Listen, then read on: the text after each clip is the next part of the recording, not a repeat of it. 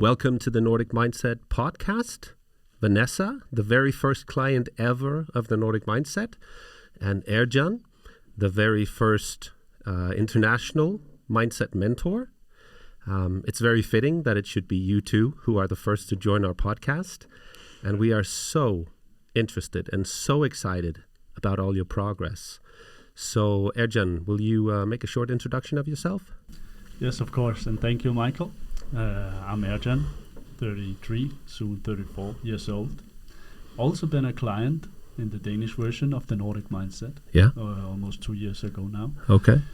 And became a mindset mentor because I could see how big effect it has on me and how much I learned, how much I developed, how happy I became. So I wanted to give this to other people. Yeah. And I wanted not to just give it in Denmark, but to the whole world. Exactly. So I started this project together with you, Michael, with Yep. Søren, and we got our first client going through the program, Vanessa. Yeah. So she's here, and we are all so proud. Definitely. So the first question that we have for you, Ergjan, you wrote some of them down. Yeah. Maybe will you tell us a little bit about yourself, where you're from, and how did you hear about Nordic Mindset? Thank you. I'm Vanessa, and I'm from Finland. And a little bit about myself is that I'm 21 years old, and I study in Finland business administration. Mm-hmm. And I have a lot of siblings. Okay. Yeah. How I got introduced to the Nordic Mindset, I met Søren first time in Spain after New Year's. Mm-hmm. So 8 months ago, I think. Yeah. Yeah.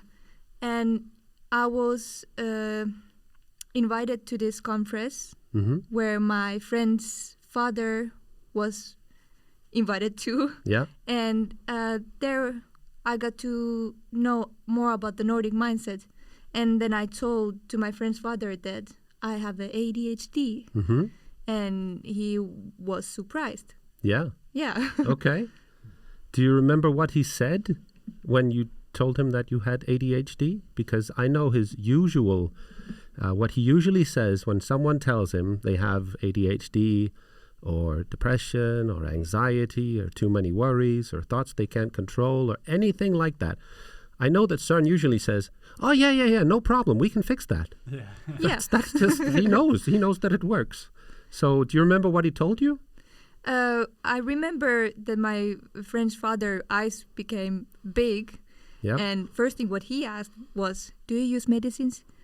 Yeah. And then he knew about this already. He was like, no problem. You're going to talk about it today. Yeah. At a conference in front of people. Yeah. I was very excited. Yeah, of course. And nervous. Yeah. Okay. Well, fantastic. And then you started in the program. Yes. As the very first ever client of Nordic Mindset. Yes. And and I think, Ergjan, you have some questions prepared, right? So we can stay on track here. Exactly. I have. And I think the good way is to start, because we know you develop a lot, Vanessa. Yes. And I'm very proud of that. But Thank you. how was your life actually before? The Vanessa before, back then with ADHD, how was your life? My life was like a roller coaster. I don't know how it seemed outside to other people or to my family, but inside I felt that I felt bad, very bad between my siblings, and it was very hard to focus in school. Yeah. It was hard to manage my own feelings.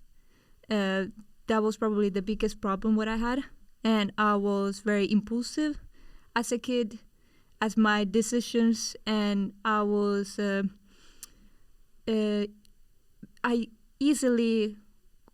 I gave up on things. Yeah. Yeah.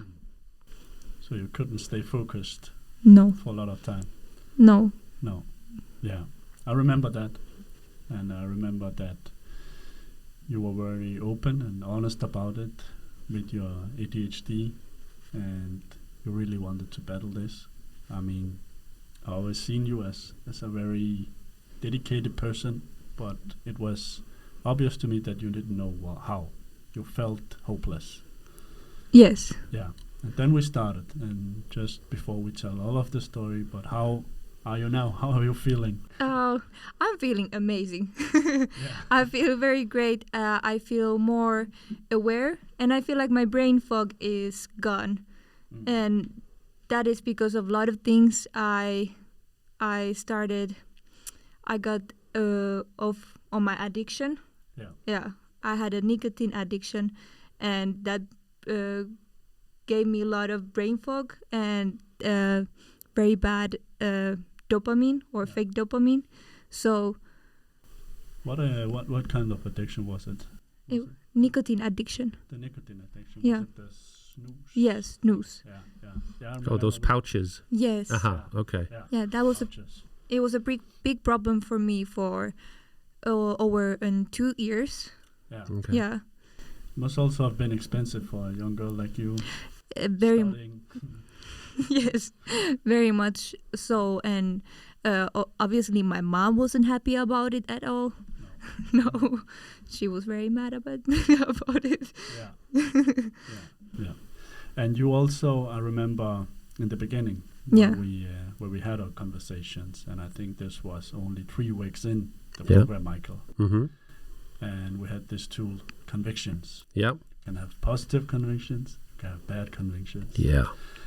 And that's my favorite one. Yeah, your favorite one. We talked about this one. You were well prepared, and you just told me, "Hey, Ergjan, I have a positive convictions today. I threw out my medicine." Wait, what? I remember this.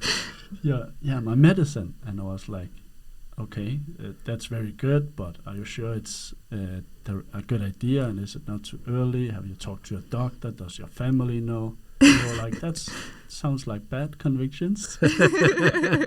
Exactly. Yeah. Yeah, that's when the student becomes the mentor all of a sudden, exactly. right? We get that sometimes. Yeah. We try that sometimes, but it was so overwhelming good. Yeah. See how fast and how good an effect that it had. Yeah. I really wanted it because I didn't eat medicines just because I wanted to. I ate medicines just that I won't have my bad symptoms in my ADHD. Yeah. So it really helped between me and my family to get along better. And also, but it has bad symptoms too. Yeah. It took away my hungriness. Appetite? Appetite, yes. Yeah. It took away of my appetite. And it also took all of my feelings away. Yeah. It took my good and bad ones. Yeah, I hear that from a lot of people, even with antidepressants, which I've used myself 18 years ago when I had a life crisis. It's true that I didn't feel as bad anymore, but I never laughed. No. Like I was flatlined emotionally. Yeah. Exactly. And if there's something that can really screw you up, is if you never feel happiness or joy. Yeah. Like if you never laugh. So good. Good. I mean, I would have probably reacted the same way as Ergjan, saying, wait. Hold on. You are 3 weeks in. You haven't learned anything yet. Or actually, you had. You were beginning to feel the effects of learning to become the master of your mind, the one who chooses which emotions you think and which thoughts you think and which thoughts you don't choose to think any longer. And I think that for many people with ADHD, and we hear this all the time, is that they say that it's like before I went through the program, my thoughts were just running the show. And when you start learning these tools, you start becoming more aware of what's happening. And once you become aware of it, you can take charge. Does that somehow describe? Yeah. Yeah? Okay. Very much so. Okay. Yeah. Okay. Well, fantastic. Yeah. For those who don't know what the Nordic Mindset program is, it's perhaps important to say that we spend 4 days teaching each mental tool or psychological strategy. So it's 4 days with videos. There's a written assignment. There's repetitions. You get assigned a mindset mentor. That was you in this case for Vanessa. Yeah. It's always the same. You develop a bond, a relationship. You can talk about things. And when you're in the Nordic Mindset, it's not a coaching session. You don't have to guess the answer. No. We give you the answer. Exactly. We have studied very, very successful people. We've studied people who have had amazing life transformations to see what is it that they're doing right. Yeah. And how can we just copy that process and put it into a program that teaches you quickly. Not that 120 days, which the program is, not that that is quickly, but it is a lot quicker than being medicated for 10 years. It is a lot quicker than being in a depressive state for 3 years or having anxiety for 10 years. So 120 days isn't nothing, but we know that it takes at least 90 days to transform the neural networks of the brain, to create new habits, new patterns of thought. Yeah. So that's why the program has the length it has. And we have in those 120 days, we have about 32 different mindset or mental tools and psychological strategies that we teach. And and you've been through all of them, and it appears they've had quite an effect on you. I'm very, very happy. Thank you so much. Yeah. Thank you. And I agree with Michael with that one being said, and I want actually also to add something to that point is also that one point that's keep going into my mind is that medicine can help you with the symptoms, but it can never change your thoughts. That's true. If you keep on feeding the bad thoughts, you will never get on the other side of your own mind. And this is what you really learned, that okay, I have something for my problem, maybe a fix, let's call it that, part-time fix with the medicine, but this one is not making me happy. And I want to be happy. Otherwise, I don't feel alive. And when you learn that you are in control of your own mind, that you can take charge, be the captain, then it was easy to be a mindset mentor. Yeah. And from that, maybe we could dig into how it was when you took this decision. I think that it was not that easy again, even though it sounds like, okay, I'm just throwing out my medicine, but what actually happened in the decision of it? I remember when I stopped my medicines, I was very busy at that time, and I really needed my routines. I was working from 8 to 4, and 4 to 8, I was studying school, and then I went to the gym. And I was a little bit scared about it because I worked at the daycare at that moment. Yeah. And I had this conviction before that what if I don't take these medicines, how I'm going to get through this day. And then I was very tired of stressing about it, that what if I forgot tomorrow to take my medicines? What is going to happen? So then I just remember the 2 convictions, and I remember that, okay, if I now stop, then I'm sorry, now something happened in my brain. It's okay. So when I stopped my medicines, I felt very confident about it because of the tool what I got, and also the support what you gave me on that time. Yeah. And I remember the time when I told you about that, you lifted your hands like this. You were like, really? Believe it. Yeah. And we still have actually, I think that one we recorded just to review it and look through, because it was also for me the first international client, and I wanted to learn from our conversations. And this one was like, okay, I could really see the face of me. I was like, okay, this is maybe a bit risky. Let's stay calm here, Vanessa. But you had it in control, and I see what you mean by you felt confident, felt secure by having a tool, having a mindset mentor that could talk to you. And I think I did right by asking you again if it was a right idea, because if you were then not so sure again, we will see that. Yeah. But I could see that the first thing you did was convincing me that I was having a bad idea now. Yeah. So the conviction was 100%. It was. And that's so cool, because in those days where we work on convictions, that's when we become crystal clear on what it is we really believe, like 100%. And we start living by our convictions instead of our doubts, which we also cover that week, right? One of the things that we don't think we can do, that maybe that's just a bad conviction. And the difference between the program and then maybe watching an inspirational video on YouTube about convictions is that, you can get inspired by a video. You can read a book and have some insight, but you're not trained. Like, you're not trained in a specific way of thinking, in a mindset tool. You're inspired, you're motivated, you're pumped, you feel good, but it doesn't stay with you because it isn't trained into you. Exactly. And if you want to learn mental tools, mindset tools, psychological strategies, you have to train them just like you would train your body. Like, you can't expect to get really, really fit if you go to the gym once a month. That would be like, watching a motivational video on YouTube once a month and then saying, oh, now I'm going to heal my anxiety or my traumas or whatever. That's what training does, right? Training is daily. It's repetition. It's written. It's talking. Not talking like in a psychologist's office where you just keep talking about what's wrong. Because we in the Nordic Mindset don't believe that there's any value at all in talking about what is wrong, what the problem is. If we talk about problems, it is with one specific goal in mind, defining the problem quickly and then moving on to the solution. Exactly. Because if you're in a solution-focused way of thinking, you can't experience anxiety.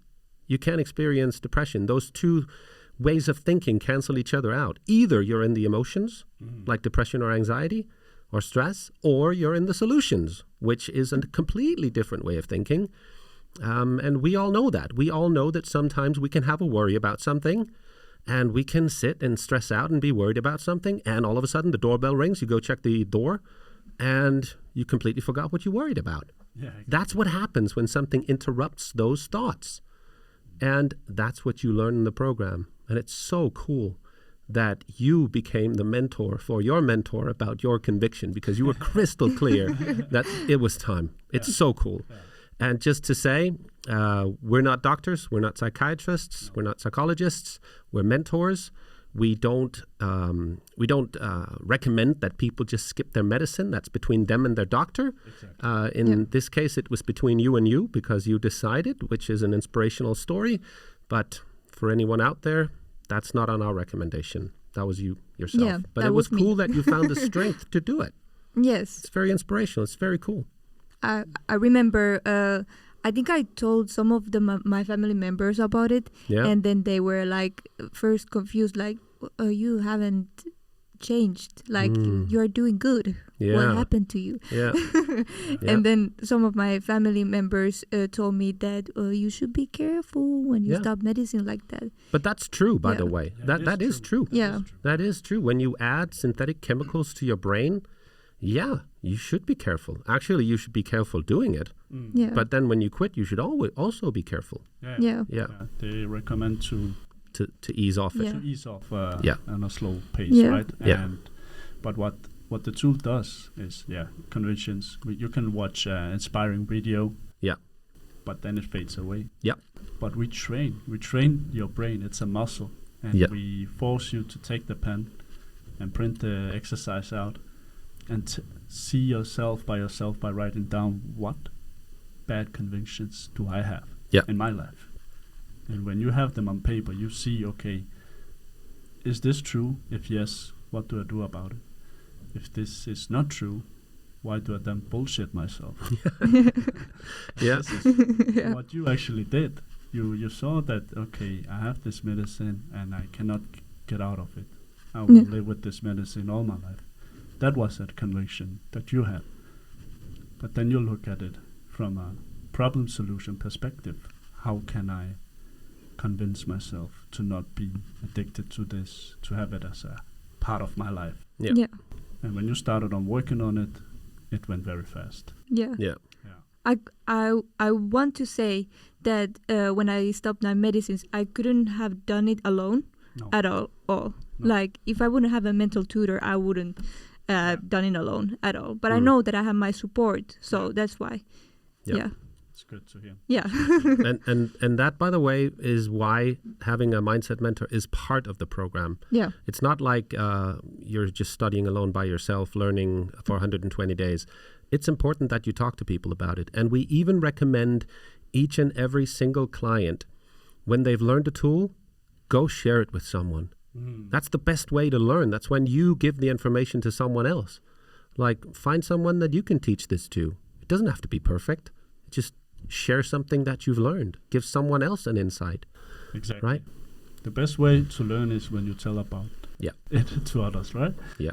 And I also think that Vanessa actually did this to her mom, to her dad, with the 5 love languages. We will get back to that one. Yes. But it's fantastic to see that development, and it went also very fast. But I also have another question, which is, how do you actually think that this whole structure works in the program? Like, you have these daily videos with Michael, with Søren, and then you have the tools coming up that you have to do before our talk, and then you have me as your mindset mentor having the conversations. How is it when you compare it to traditional psychology, therapy? And I will say that I really like the structure, having its weekly mental trainer meeting, and I think it gives you a little bit pressure to work with the assignments, which is good. And I like it that it's always the same one, and he gets to really know me. Like, you get to know me on my... I know everything now. Yeah. Yeah. So it was easy to talk to you about these things. And I think the daily videos, what I had, it didn't take a lot of time on my day. So I took 5-10 minutes to look one video. I probably took a look about the assignment and started it. And sometimes I had some kind of assignments what I did with my family, and I asked that, what do you think how this is with me, or do you have any opinion how? You know the assignments. Yeah. I think you're talking about habits. Yeah. Yes. Yeah, habits. That's one of those that you share with your family. Yes. And that's actually a pretty tough one for some of our clients. And I remember that it was for me when I went through the original Danish version, because I actually had to reach out to some of my friends and ask them, hey, what bad habits have you observed me having? And sometimes I was shocked. Like, some people said, you make this funny noise when you chew. Like, I wasn't chewing with my mouth open, but you make this noise when you chew. And one of my friends does that, and he drives me crazy. And I can't believe I did that. Right? So that's, of course, a habit I can't change. That's something about my jaw, I guess. But there were habits that I didn't know I had, like being too spontaneous. That's a habit, by the way. Really? I used to be very spontaneous. Now I'm very structured. I plan everything, which gives peace of mind. Yeah. But before I could do things in the spur of the moment. And I found out that's just not a very good way to live, because your brain needs to know that you're the leader and you have a plan and you have a structure and you follow it. And that gives a lot of peace of mind. I remember I asked my family also what are my bad habits, and I think all of them said that I speak too loud on the phone. Oh, and you didn't know? No, I have heard it a couple of times, but then I always forget it. Yeah. That's funny. Also, with your diagnosis, ADHD, Vanessa, when did you actually got it? I got it when I was 16 in high school, and it was this school doctor who gave it to me. And I remember that was the time when I think he wrote me medicine for my ADHD, and we started it with slow. It was like 5 and then 10, and it went up and up. Okay. But yeah, I was 16. You were 16, and now you are 21. 21. Yeah. Okay, so 5 years ago. Yes, 5 years ago. Okay. And yeah, I very much, like, I don't know why God is so late diagnosed. No. When people usually get a little bit earlier. Yeah. Yeah. Yeah. But I think that's okay, I guess. Yeah. But the point here is that you actually used, let's say, 5 years, the doctor trying to help you the best way he can. Yes. With their traditional way, battling your symptoms. Yes. But now, in 3 weeks, you threw out the medicine. And not to say that everybody should throw out the medicine, but we used under a year. And your life now, you told me, is much more happier. It's better Not than so ever. much roller coaster impacted anymore. So that's fantastic. And that's not me doing that or helping you. It's actually me talking to you to help yourself. Yeah. I feel like you're guiding me. Yeah. That's our job. We are not doctors. We are not professionals in medicine or anything. We are just normal human beings that are expertise or has an expertise in talking about these tools. Yeah. I have been a client myself, so Me I too. have another, as Michael, another experience with it. And on top of that, I also been depressed, stress and anxiety, been on medicine, so I know how it is. Me too. And I know how it can feel to be helpless and hopeless that, okay, I will either need to accept that I will be on medicine, feel like a zombie in the rest of my life, not feel happy. And then I can see the other side of it, that you actually can. And it's just taking care of yourself and empowering your brain.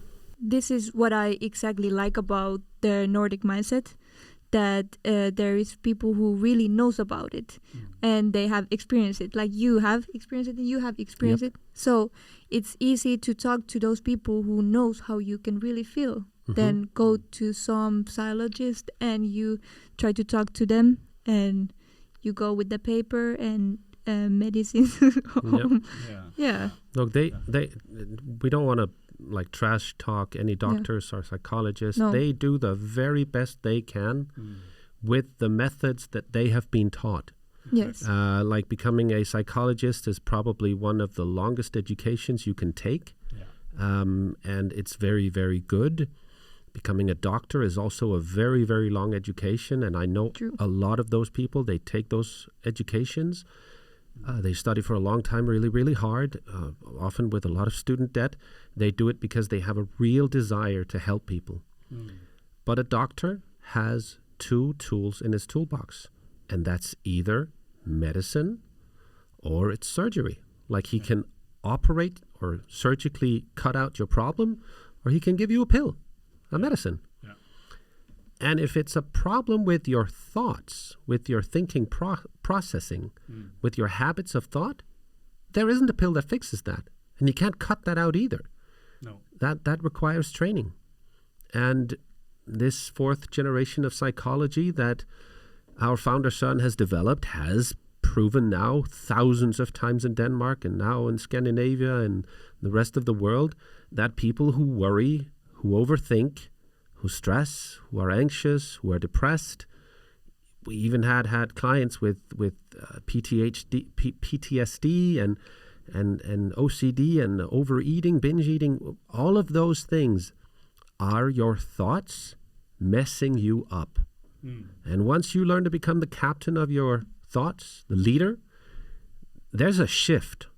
Once that hits people, and sometimes it's 3 weeks in, and sometimes it's 2 months in, but I've never seen a single person out of the thousands that I've talked to not have breakthroughs one after the other in the program, in the original Danish version or in the English version of the Nordic Mindset. So the Nordic Mindset is a international version of an original Danish product or concept that was developed here in Denmark by our founder Søren Lynge.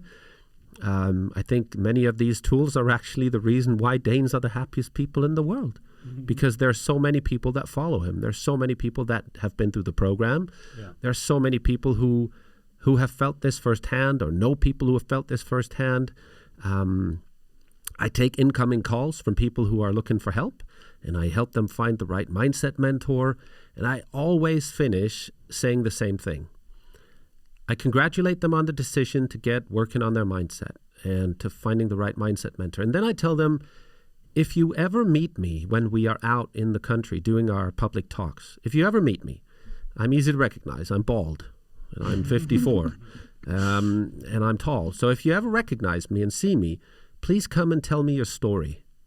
And I have talked, I don't know, in the last year and a half to hundreds of people who come and tell me like stories that just break my heart in a good way, like just really move me to tears.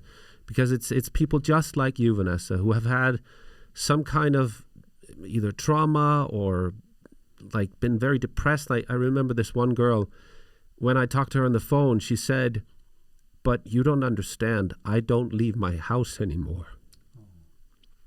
Yeah, she didn't leave her house because of her anxiety. Yeah.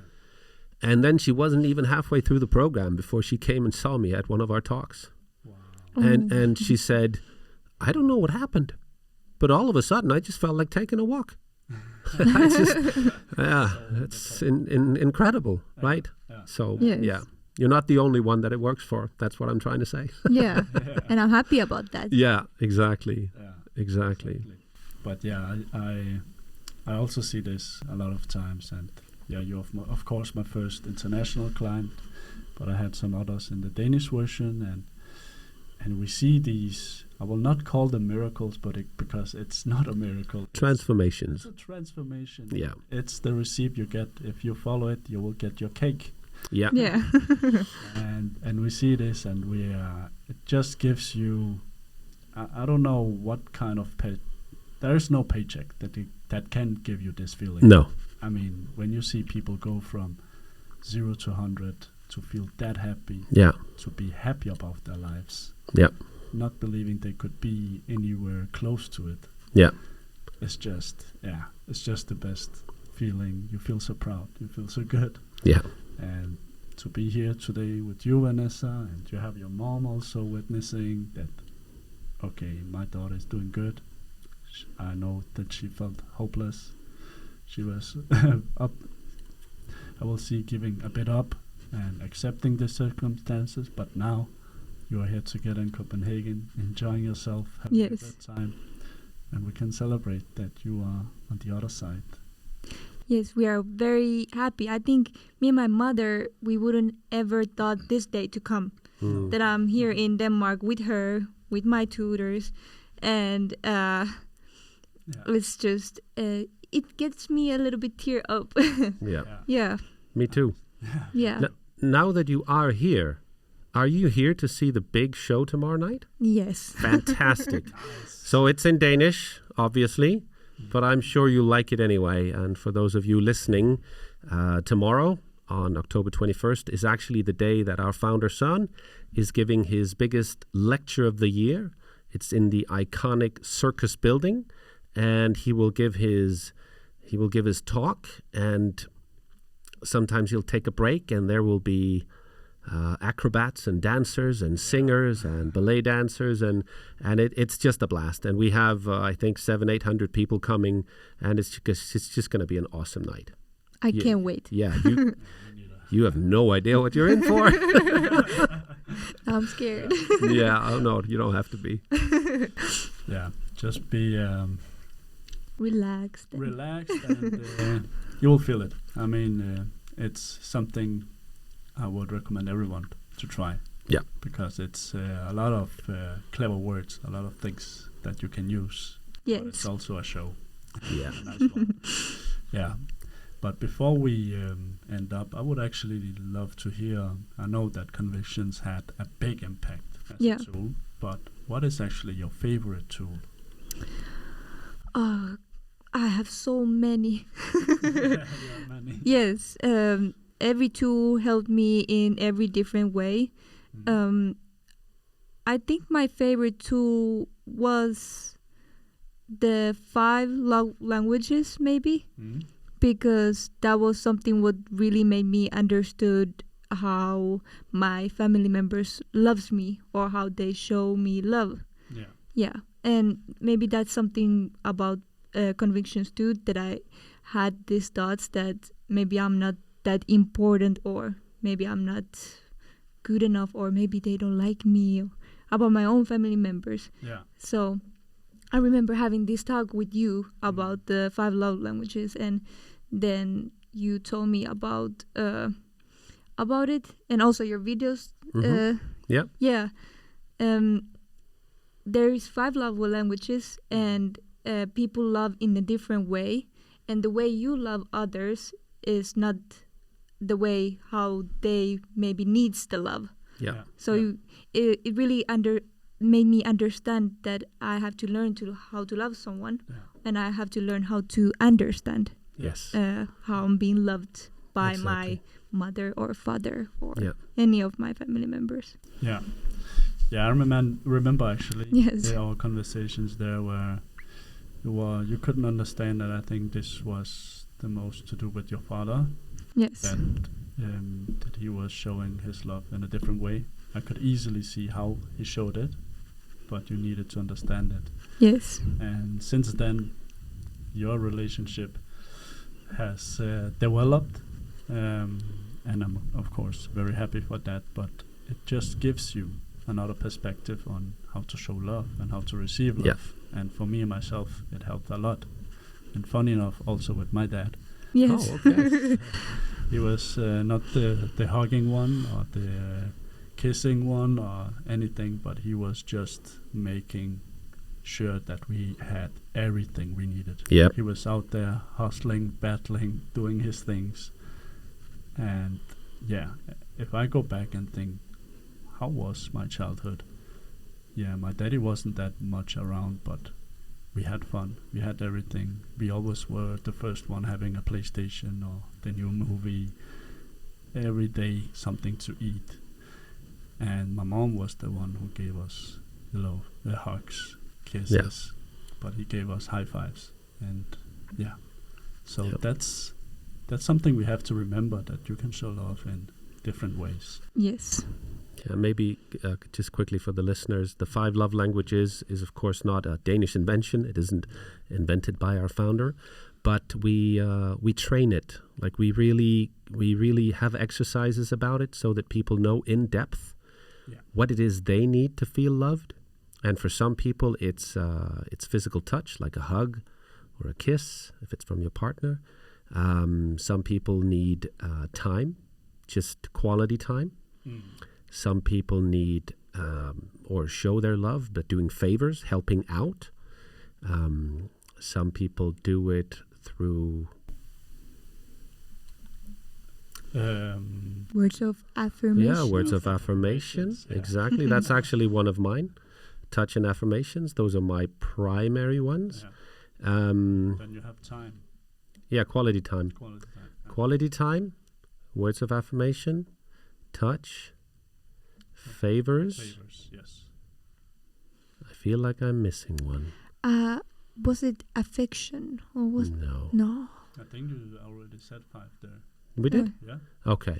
But Well, you have and- 5 on your fingers. Yeah, okay. Well, anyway, this is no mentoring session, obviously. But it's just to say that this is not something that was invented in Denmark. It's old knowledge. I think it's a book written in the 90s. Exactly. It's helped a lot of people.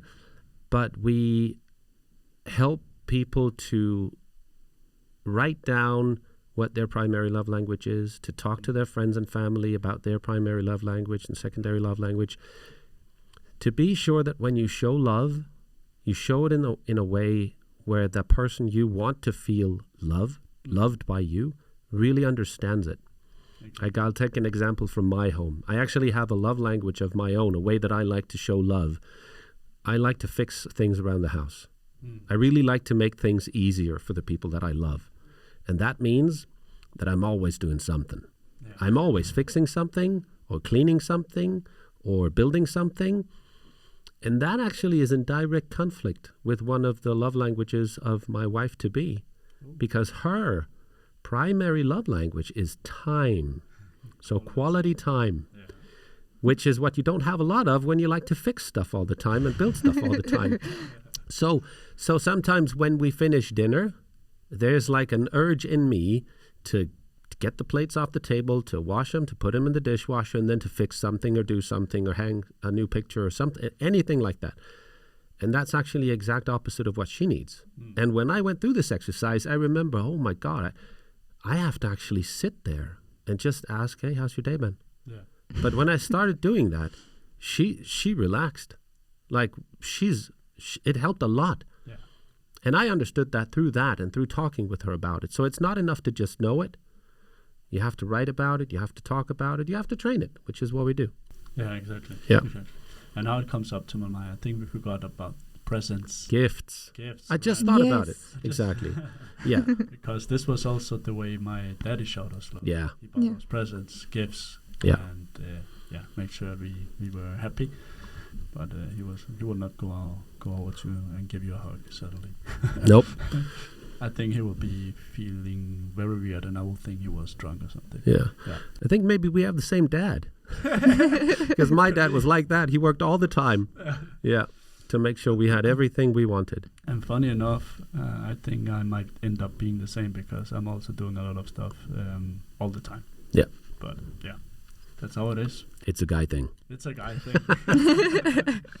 Yeah. Yeah. But that's good to know. And as you say, Michael, it's not something brand new and No. whoa, but it just shows something about the program. We put this also. This is a tool, but we put it in a structure, in a period where it makes sense. Yeah. And we have these different modules that you go through, like stress and anxiety, worries, problem solving.